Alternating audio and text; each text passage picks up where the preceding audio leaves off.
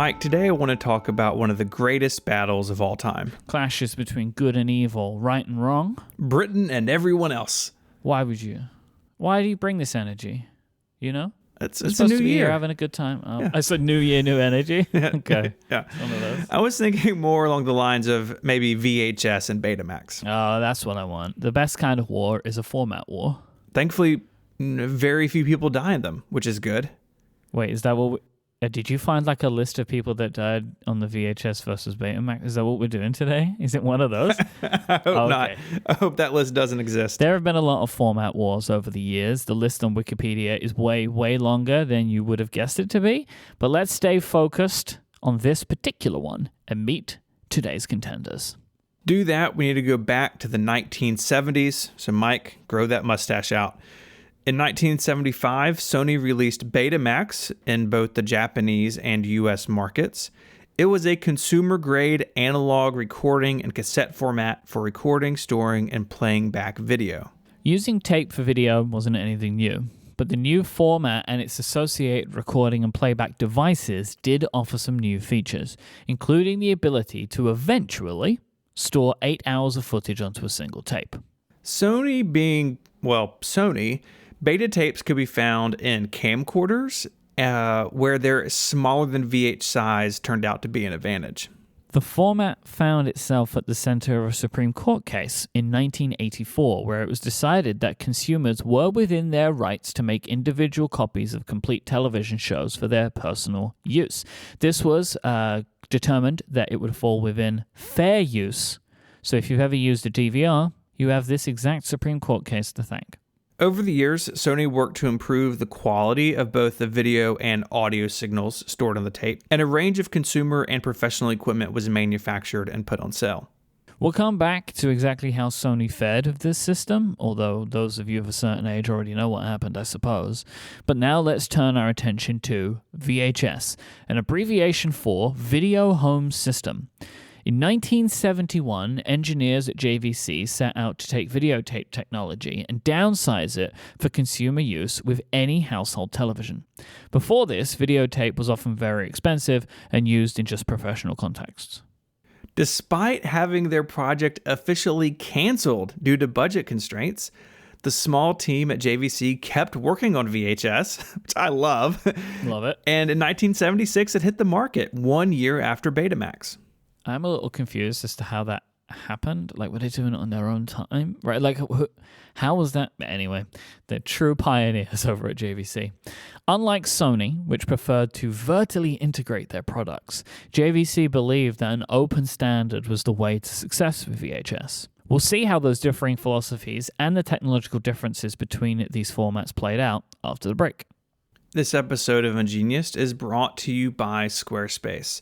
It's a new year and maybe you have a new project. You've got a company you want to launch or a brand you want to work on, or maybe you're an artist or a writer who want to share your work with people.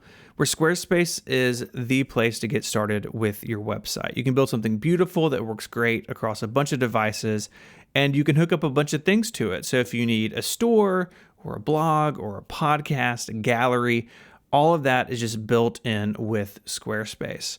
I also love that they have SEO tools built in. If you're like me, some of those tools are really intimidating and you find them confusing. I know I certainly do.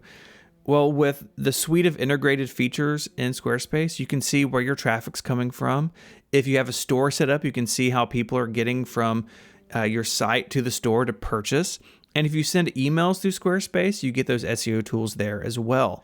I love building on Squarespace. It is always my first choice when starting a new project, whether here at Relay FM or elsewhere. At the end of the year, we do our annual membership sale, and I build that on Squarespace every year because it's really easy to build something that looks great and works well for everyone visiting. So if you have a new project or you want to spruce up an old one, go to squarespace.com/ungeniused for a free trial. There's no credit card required. And when you're ready to launch, use the offer code UNGENIUSed. That'll get you 10% off your first purchase of a website or a domain name. Once again, that's squarespace.com/ungeniused and the offer code UNGENIUSed to get 10% off your first purchase and to show your support for the show. Our thanks to Squarespace for the support of Ungeniused and Relay FM. Many felt that Sony's technology was superior, offering a clearer picture and crisper audio with Betamax. When dealing with videotape, things can get weird, and there are lots of factors that can be adjusted over time to produce differing results. Tape length, playback speed, data density, and more can all affect the end result.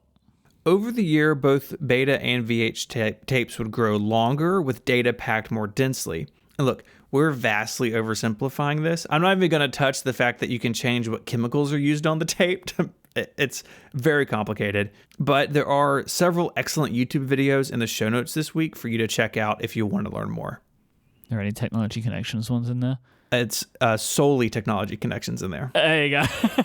I hadn't seen it, but I was like, it's got to be, right? Like, it's got to be. I love that channel. Betamax may have been a better product, but JVC's open standard approach meant that consumers had a much wider range of choice when it came to the products they bring into their home. VHS was also first to reach longer recording times, which is something that people recording TV at home considered a major factor when making their purchase decisions. By 1980, just 4 years after VHS introduction and 5 years after Betamax's, the tide had already turned toward VHS, with the latter claiming 60% market share in North America. Just a year later, it was 75%. There's another angle here that we can't fully ignore, but we're not going to dig into too deeply, which is that the adult film industry put its weight behind VHS. This is not the sole reason that Betamax lost the war, but it is often cited as such. Yeah, if you ask just the regular person on the street, why did VHS win, they would give this reason. Yeah, and it's one of these things that I feel like I've heard repeated forever of like, yes, oh, but if the adult film industry adopt this technology, then it will definitely win over another technology, just like what happened with VHS. Either way, by 1987, it was basically over. VHS captured a remarkable 90% of the market that year. And by this time, video production companies, adult and otherwise, were putting their movies onto VHS, making the demand for players simply explode. In the end, more competition in the VHS market meant lower prices, more interesting products, and the market moved away from Sony's format, with JVC making billions in royalties from hundreds of different companies. Remarkably, Sony was still producing Betamax tapes up until 2015, a full 4 decades after its introduction. What? Someone out there loves it.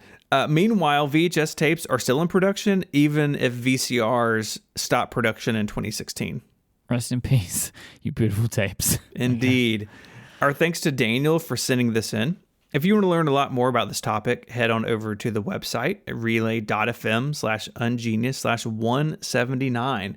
While you're there, you're going to notice a new button. It's called Submit Feedback. You can always email us. The email link is still there on the page. But if you want to send us your favorite weird topic on Wikipedia, hit that link, send us a note via the website, and it'll be put on the list for consideration for a future episode. Or you can put it in the Relay FM members Discord as well. Another great place to send that feedback. You can attach it to a pigeon and send it to Memphis.